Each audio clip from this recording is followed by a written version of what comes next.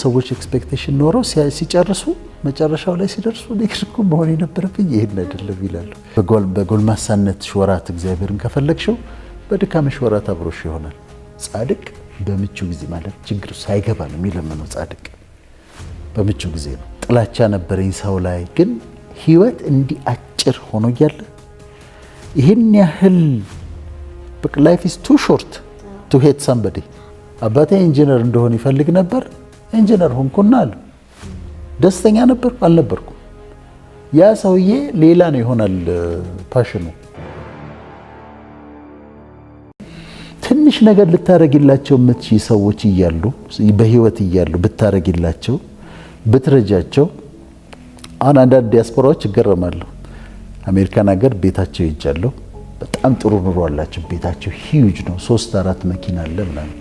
ከዛ ሲስትመጪ ቤተሰባቸው ጋር ይልኩሻል መልእክት። እናታቸው ጋር ትሄጃለሽ።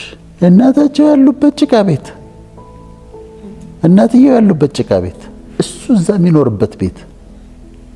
እናትየው የሆነ የቀበሌ ቤት የድሮ ቀበሌ ቤት ምናምን ያረጀ ዕቃ ምናምን ውሽቅሽቅ ያለ ኮርኒስ የሌለው። ለማዘር አንድ ነገር አታረግም እንዴ? ለእናቱ የሆነ ነገር ማድረግ አለበት። እህቶቹን ታናናሽ እህቶቻቸው ምናምን እስከ መቼ ነው ኢትዮጵያ ገንዘብ የሚላከው? እስከ መቼ ነው እነሱ የሚረዱት ይላሉ። ለማዘር ሁሌስ ብትረዳቸው ምን አለበት በህይወት እያሉ? ለቤተሰብ እህትን አስተምራት፣ ወንድምን አስተምረው፣ ትምህርት ቤት ከተተው። አሁን እነዚህ ሰዎች የሚቆጫቸው አልረዳንም ነው።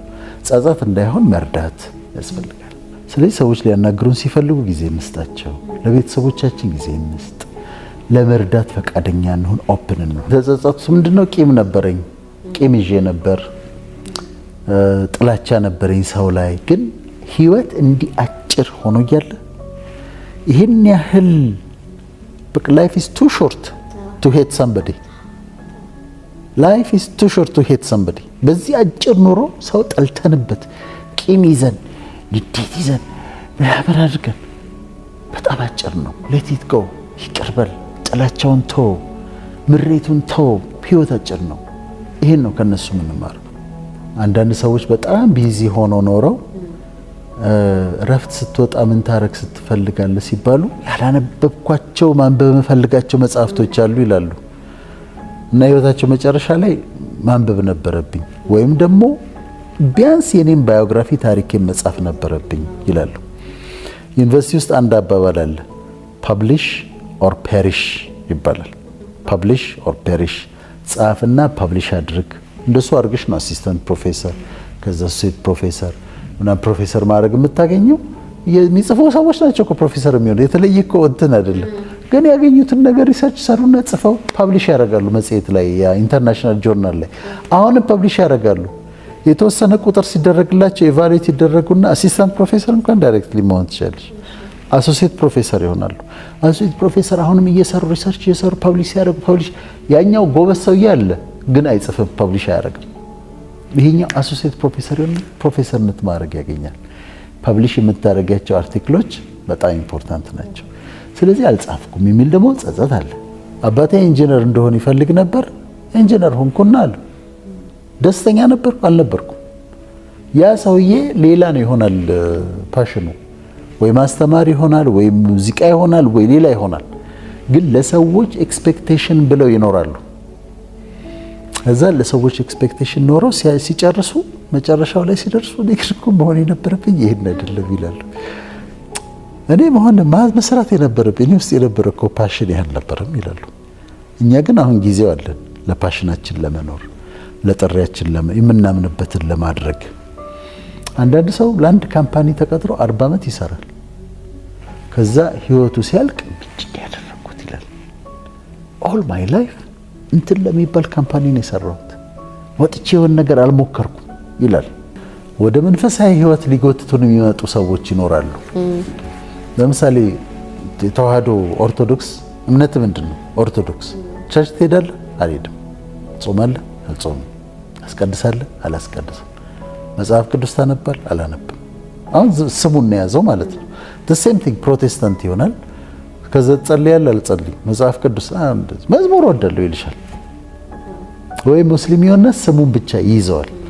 ግን ሰዎች ይመጣሉ ወደ አንቺ ሊስቡሽ የሚመጡ እኔ አሁን ሃይማኖቱን አይደለም የሃይማኖቱን ልዩነት ሳይሆን ወደ ፈጣሪ ሊስቡሽ ሊጎትቱሽ የሚፈልጉ ሰዎች ወደ አንቺ ይመጣሉ።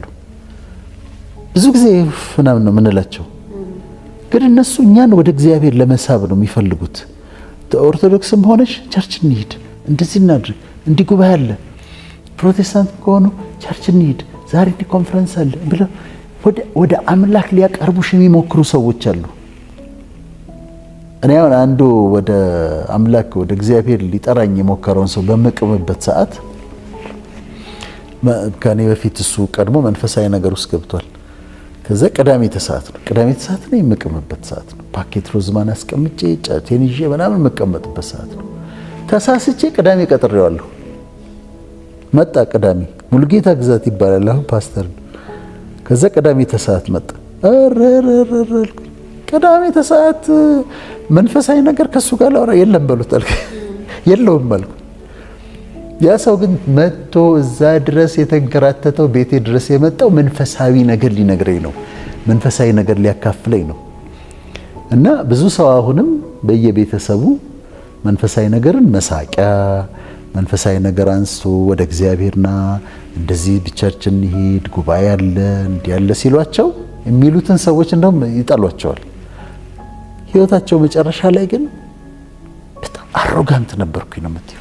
አይ ወሶ አሮጋንት እንዲች ልታልቅ ህይወቴ እግዚአብሔር ሲጠራኝ በተለያየ መንገድ መጥቶ ሲፈልገኝ እነሆ በደጅ ቆሜ አንኳኳለሁ አይደል የሚለው።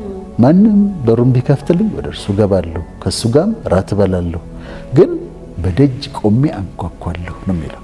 ፈጣሪ ሁሉ ጊዜ እንደዛ ነው፣ ያንኳኳል፣ ይፈልገናል። የሃይማኖቱ የተለያየ ይሁን ግን ይፈልግሻል፣ ሊያስጠጋሽ ሊያቀርብ ሁሌ እጁ የተዘረጋ ነው።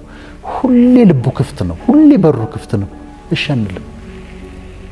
ስንያዝስ የሆነ ነገር ሲያመን ምናምን ከዛ ወይ ሌት ከሆነ በኋላ እግዚአብሔር ሆይ እባክህ ጻድቅ በምቹ ጊዜ ይለምናል ይላል ቃሉ። ጻድቅ በምቹ ጊዜ ማለት ችግር ሳይገባ ነው የሚለምነው። ጻድቅ በምቹ ጊዜ ነው እና ችግሩ ውስጥ ከመግባታችን በፊት ነው ከፈጣሪ ጋር ነገራችንን ማስተካከል ያለብን። ከዛ ችግሩ ስንገባ ይደርስልናል። እኛ ዝም ብለን አያስፈልገኝም ብለን እንኖርና ወይ ስንታመም ወይ አደጋ ሲደርስብን ወይ ክራይሲስ ሲደርስብን ካልመጣህ ካልወረድክ እንለዋለን። ያው ሩህሩህ ነው ያደርጋል። ግን በምቹ ጊዜ በጎልማሳነት ጊዜ በጎልማሳነት ወራት እግዚአብሔርን ከፈለግሽው በድካምሽ ወራት አብሮሽ ይሆናል። ስለዚህ እኛ እንዳንጸጸት እነዚህን 10 ፕሪንሲፕሎች እንጠቀምባቸው። ለምን ህይወታችን እንዳዲስ አንጀምርም? እንጀምር እስቲ። እስካሁን ያለው ያለፈው አለፈ በቃ። ውድቀታችን፣ መነሳታችን፣ መውደቃችን፣ ጥፋታችን፣ ያጠፋነው፣ ያበላሸነው፣ ያገኘነው፣ ያጣነው ሚስቴኮቻችን አሉ። እንዝጋቸው። ያለፈውን እንዝጋና እስቲ በእነዚህ ፕሪንሲፕሎች እንደ አዲስ ቀሪ ዘመኔን the rest of my life ብለን ደግሞ እንደ አዲስ እንኖራቸው። ከዛ ህይወታችንን ጸጸት የሌለበት ህይወት እናድርገው። ጆን ኤፍ ኬኔዲ እንዳለው ነው ሀገሬ ለኔ ምን አደረገችልኝ አትበል፣ እኔ ለሀገሬ ምን አደረኩላት በል።